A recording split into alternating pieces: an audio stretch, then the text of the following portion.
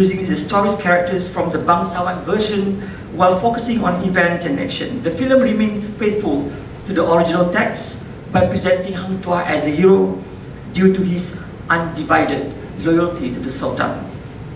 Contrary to Majumdar's version, director Hussein Hanif's debut film, Hang Jebat, 1961, represent Hang Jebat as an anti-hero or hero due to his rebellious and anti-feudal disposition, and thus deconstructs the classical representation of Malay masculinity.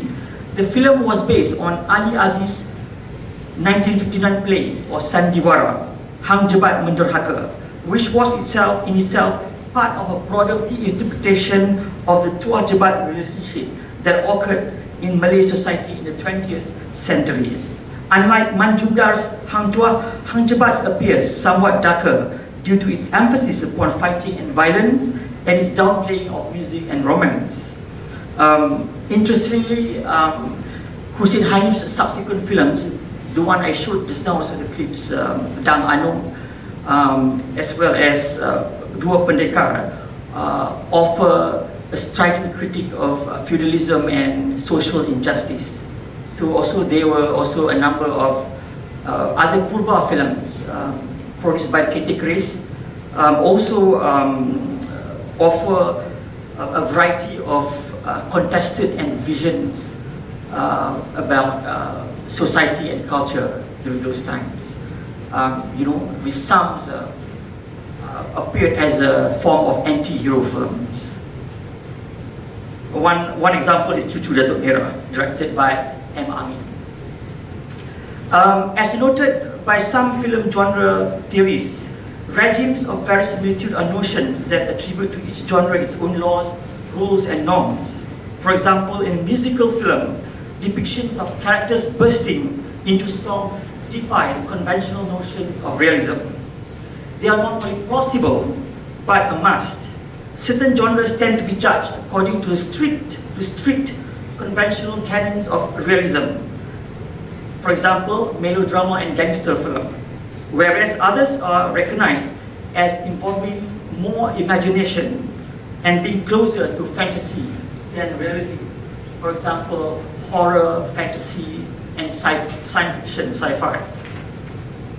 These regimes of verisimilitude cannot be strictly applied when examining old Malay films because they constitute a mixture of genres and entail the violation of generic borders or regimes of verisimilitude.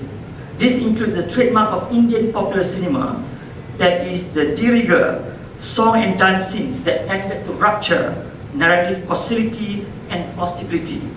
For example, the mythical ghost Pontianak films were not only punctuated with musical numbers, but also contains some comic reliefs, moments, courtesy of comedians of the time, such as Putih Lawak and Wahid Sadeh.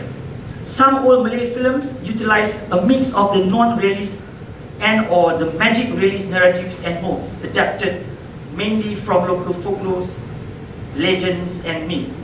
These narratives in turn helped constitute the theatrical form of bangsawan from which Malay cinema in its early days had greatly borrowed some of its inspiration. For example, Batu Belah Batu Petangkup was a folktale that found expression first in bangsawan before being adapted to a movie in 1959. Although the film can generally be considered a family melodrama or a melodrama, it has the fantasy element, for example, magic, unreal, and the supernatural. Many folktale-based melodramas possess degrees of fantasy and anachronism that disrupted modern notions of homogeneous time. For example, the Cinderella-like Bawang Putih Bawang Merah depicted the mother character following her death as with a semangat, a kind of spirit or vital force, when she is magically transformed into a fish and then into a tree. Her semangat guides her daughter, Merah, who encounters a prince who offers to marry her. Purba films evolved over time and became the source for other genres. For example, Purba films re-emerged as fully fledged action martial arts films in the late 1960s and 1970s. Those films produced by Studio Merdeka in Kuala Lumpur. They were very much influenced by Chinese martial arts films, the wuxia films, as well as the kung fu films. But those films produced by Studio Merdeka were slavishly imitative and entailed poor production values in general. So all due to a myriad of cultural and cinematic forms and practices that help shape and influence the structure and sensibility of many old Malay films. So now I would like to talk about the influence of global cinematic forms and practices. For example, melodrama, a predominant narrative and style in many films, regardless of genre. This tradition of melodrama in Malay cinema was attributable to the inseparable influences of both Indian and the theatrical form of bangsawan. In many ways, Indian cinema embodies the literal meaning of the term melodrama, music drama, more than any other cinematic traditions, due to the rigorous influences of Parsi theatre. All Malay films resemble, to a great extent, the manipulation of the binaries that structure the moral universe of the Indian melodrama. The Indian melodramatic plot centers on the good versus evil dichotomy, which requires a conclusion of moral ordering rather than narrative resolution. The archetypal figure of the mother in Indian films, paralleling that of the aforementioned mother figure archetype in Malay folk tales, is typically associated with tradition, goodness, and family obligations.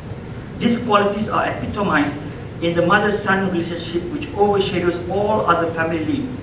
Evil is personified by the villain, who usually a polar opposite of the mother figure, typically disregards family relations and indulges in various forms of moral decadence. This melodramatic patterns operates in a number of Indian film genres, such as those about mythology and historical and social events. Apart from Indian cinema, it should be noted that Chinese films, in particular melodramas, also help to shape the melodramatic tradition in all Malay cinema. It is reported that the Southeast Asian market, especially Singapore and Malaya, was crucial to the Hong Kong film industry. This market helped to determine the types of genres that were being produced. For example, romantic melodramas were preferred in Malaysia and Indonesia. There were also films specifically produced by Shaw Brothers and other production companies for the Nanyang, the Chinese term for the Southeast Asian region. Nanyang films such as Song of Malaya, Love in Penang, and Blood Stains, The Valley of Love, this is the Blood Stain, The Valley of Love, produced by the Kong Hee Company, deals with the interracial romantic relationship, shot in 1957, Singapore and Malaya. Recently, the Asian Film Archive restored a trilogy of Nanyang films, this one, and together with Moon Over Malaya and China Wife.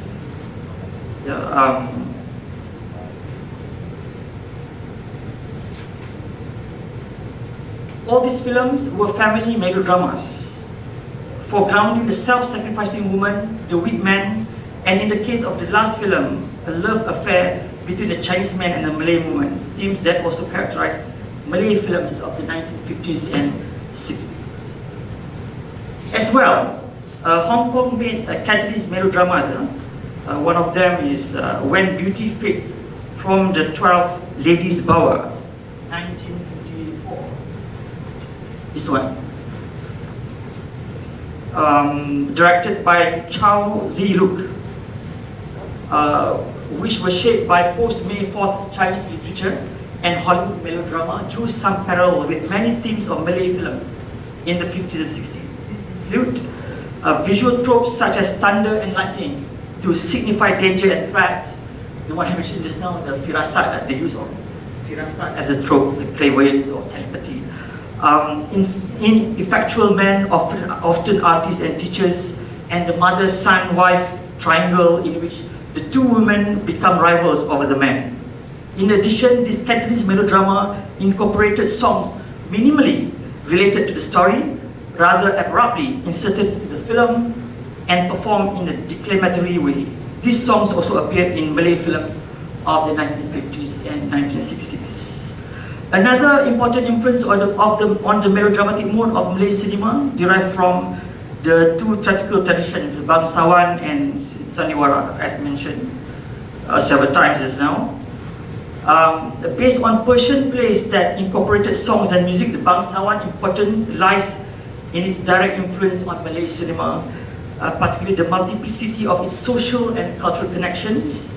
As mentioned earlier, most 1950s films feature Indian-influenced cinematic elements, melodramatic, episodic, with digressive narratives that focus on family and genealogy, and continuously integrated with songs and dances. These elements were also part of the bangsawan tradition. As in bangsawan, the songs and dances in Malay films were derived from a wide range of traditions actually. But their stating was often determined or altered by the South Indian directors who helmed a number of Malay films during those times.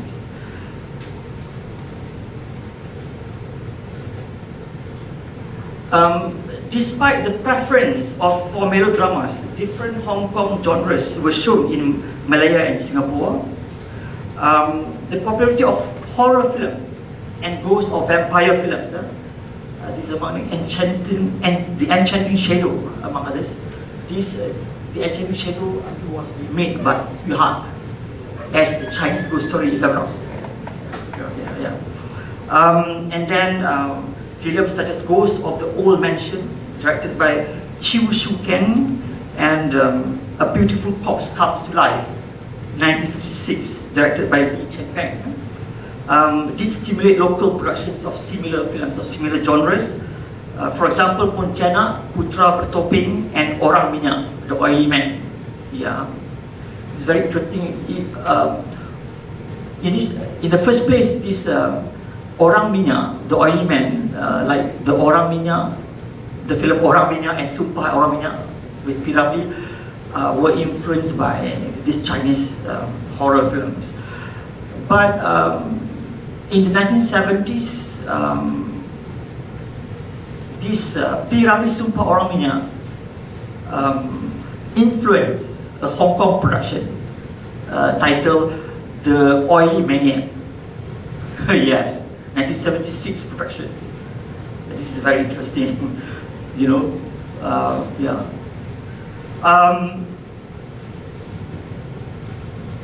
To a certain extent, the Hong Kong horror films shared similar themes with the Pontianak films, in particular those pertaining to the powerful representation of the phantom heroine who tenaciously returned to the human world to seek retaliation, redo justice, or reclaim mortal love.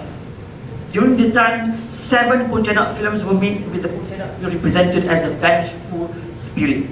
Most entail some reworking and reinvention of the common narrative folklore of the undead spirit of a woman who had died in childbirth and returns from her grave to avenge her death. It should be noted that what are considered to be the features of the Pontianak are actually the results of a construct of Eastern and Western supernaturalism. For example, the Pontianak's tricks of the trade, such as rising from the grave, fangs, and blood-sucking are all derived from Western and Chinese vampire films, not local folklore. Besides horror, there were a number of films featuring some physical action, crime, and thriller elements that were inspired primarily by Chinese films and Hollywood noir films. Yeah, this example, Rak Kilat, our James Bond version, featuring the character Jeffrey Zane, the Malay James Bond, Jeffrey Zane, directed by Jamil Sulong, produced by Shaw Brothers. This includes films such as Hantu Rimau by L. Krishnan, B.N. Rao and S. Romaino, Sumpitan Racun, L. Krishnan, Jebak Maut, Jamil Sulong, and Dr. Rushdie by P. Ramlee. echoing the enormous popularity of the James Bond spy genre worldwide. Particularly the Mandarin action films of the 1960s, largely inspired by James Bond movies, Jamil Sulong directed Gerak Kilat, Operation Lightning, introducing a Malay James Bond named Jeffrey Z, played by Jin Shamsuddin. Following Gerak Kilat, James went on to act in 2 Hong Kong's Malay version of Bond-inspired films, titled Bayangan Ajal, Shadow of Death, and Jurang Bahaya. As well as there's also a Jane Bond film titled Nora Zain Agent Wanita 001. Yeah, because this Jane Bond film also was popular in Hong Kong during the time. Yeah, see, yeah, this one, the one in the middle there. Nora Zain, yeah, Jane Bond. Interestingly, Shaw Brothers also released the Mandarin version of both films, the aforementioned film just now, Summoned to Death and The Angel Strikes Back respectively. Both Malay and Mandarin versions, as well as the Jane Bond film also, Angel with an Iron Fist, the Mandarin version. So all these, both Malay and Mandarin versions were directed by Lo Wei, a Hong Kong director well known for Bruce Lee's films, such as The Big Wars and yeah, Lo Wei, very famous director. Comedy was also influenced by global cinematic forms and practices. And Pyramid's comedies, particularly the Bujang Lapuk and the Do Re Mi series, were influenced by Japanese genre. Oh, sorry, before I proceed, can you play, there's another clip.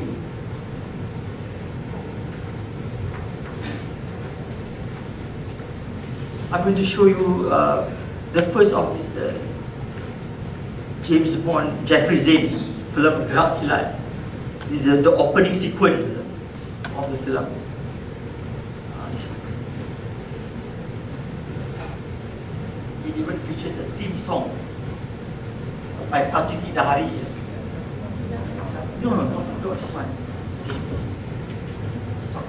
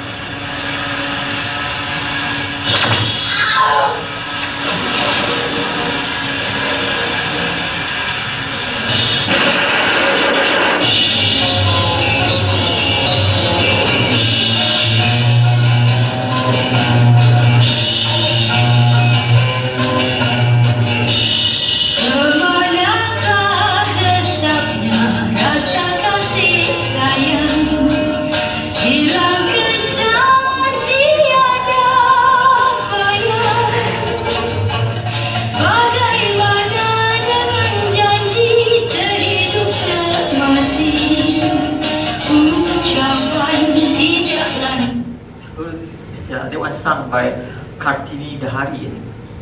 They are dubbed as Malaysia's Shirley Bassey, you know, who sang Diamonds Are Forever. Yeah. Okay. And then we go to comedy. Comedy was influenced by global cinematic form and practices.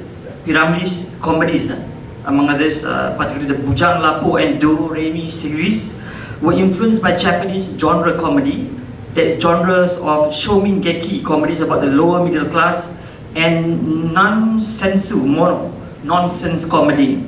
Films comprising these genres were quite popular in Japan in the 1930s and were also shown along with the Japanese propaganda films in Malaysian theatres during World War II. Invariably, they took the forms of slightly saucy comedies, often featuring a group of about 3 young men seeking to meet women and to make money with the minimum amount of effort.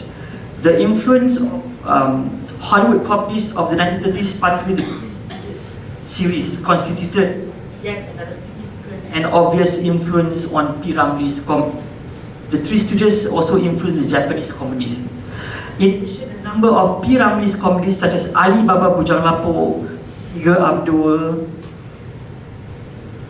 Ahmad Al-Bab, were inspired by tales of Arabian Nights and set within a fictional Arabic-like milieu. Apart from the above-mentioned influences and practices, Filipino directors who were introduced in 1955 made films representing a variety of different genres, from horror to war. Whereas Indian directors had introduced the performance styles, filming methods and cinematic traditions of Indian cinema, the Filipino directors brought shooting and lighting techniques that they had learned these approaches from American filmmakers and thus reduced shooting time. Shaw Brothers imported award-winning Filipino directors such as Eddie Infante, T.C. Santos, Ramon Estela, Lamberto Avellana, and Rolf Bayer, who brought in a myriad of ideas not just from the Philippines but also from America.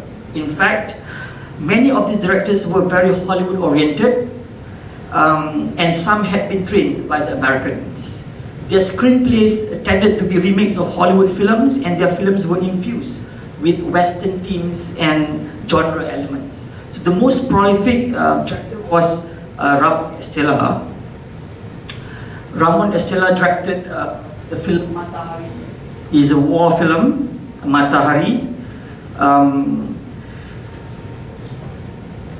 in Singapore, and had worked in America, Vietnam, Italy, as well as in the Philippines. With his ability to adapt to the local culture and to speedily make feature films, he was appointed to compete with Cathay-Keris directors such as B.N. Rao in the horror genre, particularly the Pontianak films.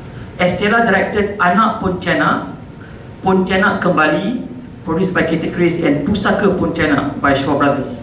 His approach to genre is quite diverse, with films such as Matahari, a war film set during World War II that capitalized on the success made by his counterpart, Lamberto Avellana, who directed Hassan. Also a war film, a kind of war film. Saudagar Minyak Urat, a social comedy, and Samseng, a youth-oriented crime drama.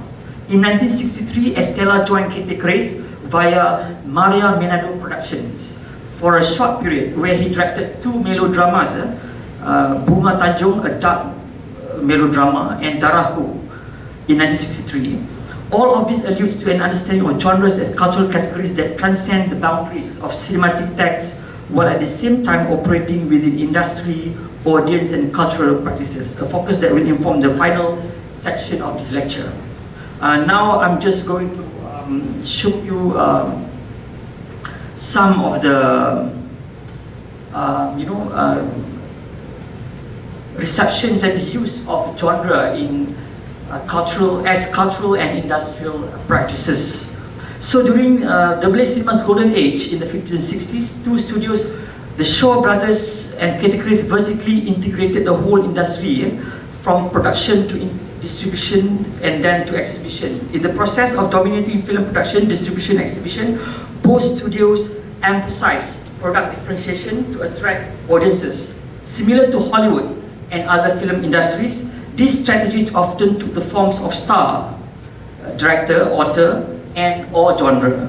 The star system, which was utilized more as a tool for popular market segmentation, ensured that the public flocked to the local cinemas to see newly released films featuring their favorite film personalities.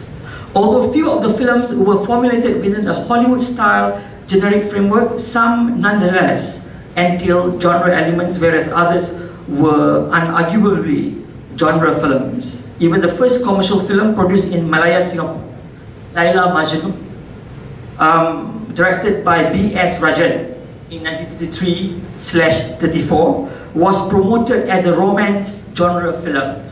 The newspaper publicity for its Singapore premiere read, quote, "The first spectacular, colossal Malay talkie, a soul-stirring, spectacular portrayal of true love, the world-famous Arabian immortal love tragedy of 1,000 years ago." So this is Laila Majnun being adapted to screen by many national cinemas, actually, from India to Iran. It should be noted that in the 1950s and 60s, the use of genre categories was hardly consistent. Even today, this tendency toward mixed genre descriptions marks the uniqueness of Malay cinema as generically hybrid. Indirect references to genre were employed, albeit not regularly. They often evoke multiple genres, a strategy similar to the publicity of early Hollywood cinema. For marketing purposes, this strategy accentuated this commercial viability of specific films. For example, the poster or advertisement for P. Ramlee's Penarik Beca. This is P. Ramlee's directorial debut, made in 1955. Generally a melodrama or romantic melodrama, stated,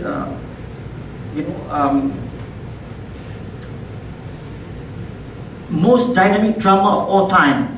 There's action, romance, and thrills. Another interesting fact that should be noted is that during those days, popular discourse on film genre in Malay language did not employ the word genre as they do today.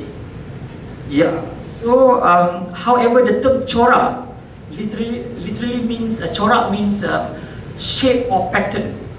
Or can be referred to form, mode, or style as well. Was used to refer to genre, as the word genre was hardly employed, even in English. Media or discourses in English language during those times. The poster of the local version of a James Bond movie, Gerak Kilat, proclaimed it as a cerita corak Bond yang pertama keluaran Singapura, Singapore's first ever Bond style story. Whereas an article that appeared in the magazine Mastika Film, November 1968, promoted the film Mak Lanun as film bercorak comedy style film. So so corak was used because during those time the word genre was not was hardly evident.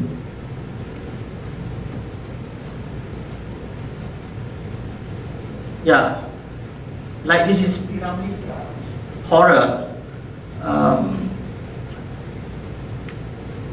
So they employ the term corak hiburan, corak seram to refer to genre.